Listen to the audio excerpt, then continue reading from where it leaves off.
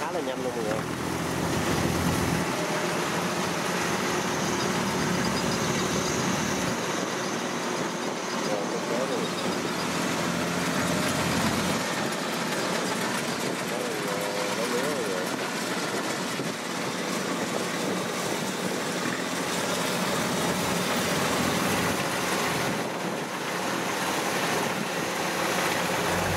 Giờ máy đang bị mắc lại rồi, đứng rất dưới luôn rồi.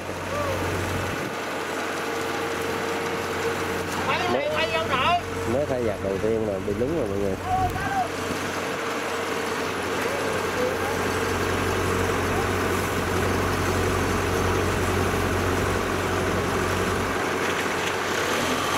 Kéo lên mọi người.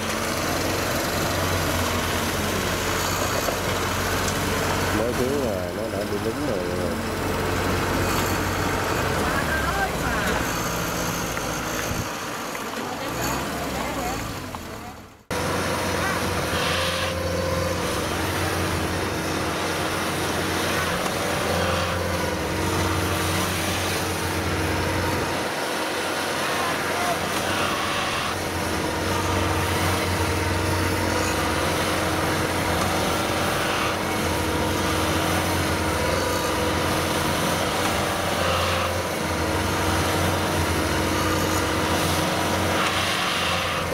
Lên nè mọi người.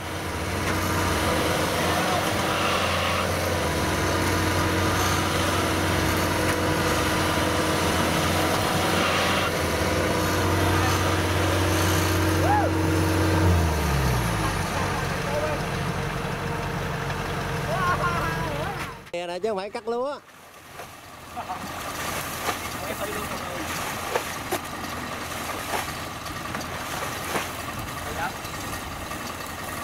Giờ mà anh tắt nước vô cho dễ móc rồi mọi người.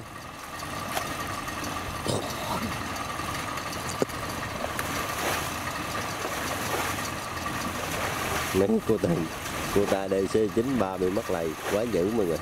Bây giờ mấy ảnh tắt nước vô để cho dễ móc mọi người.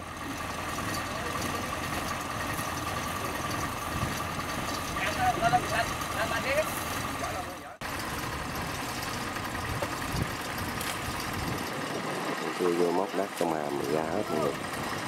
Cả bánh xích của mình bắt buộc phải móc hết lên cái máy này mới lên được, lên nổi mọi người.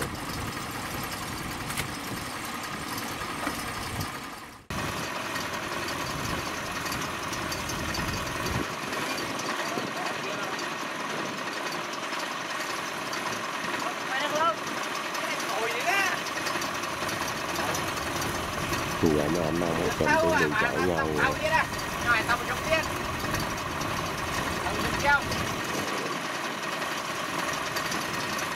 Rồi mình tắt nước vô mình dậy móc mọi người.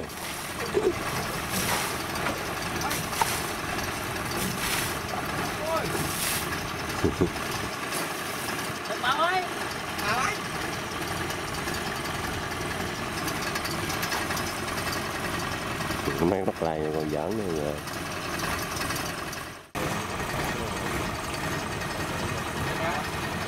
Y như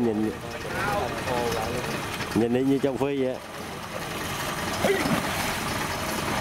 Giờ anh móc ra đắp xong rồi giờ anh xuống nuôi anh tắm cho sạch sẽ lên, anh kéo cái máy cắt lên rồi.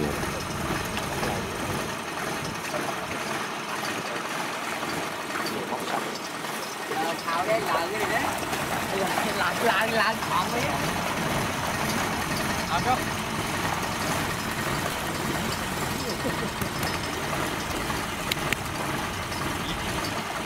Đó là đá rồi đó.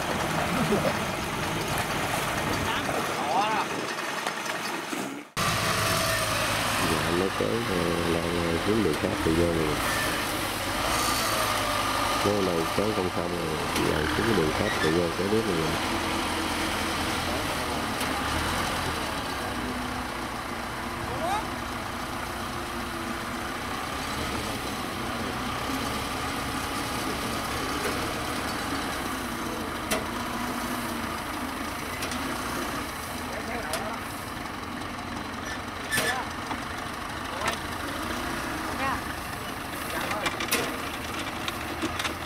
xích vô đang kéo rồi mọi người. Đổi hướng kéo mọi người.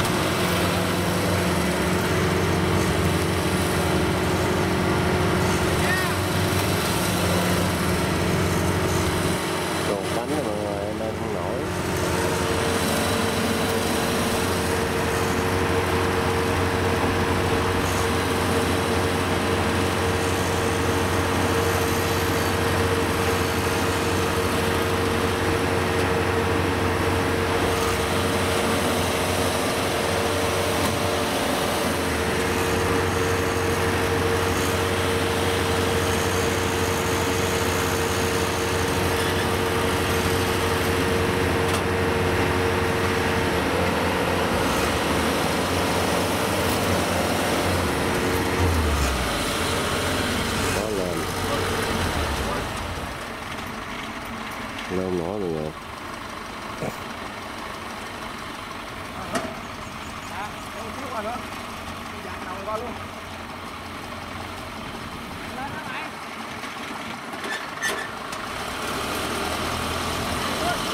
Rồi kéo luôn đó, chưa nữa rồi. Qua giật cái miệng nữa mọi người. Mình thấy cũng sắp sửa lên rồi.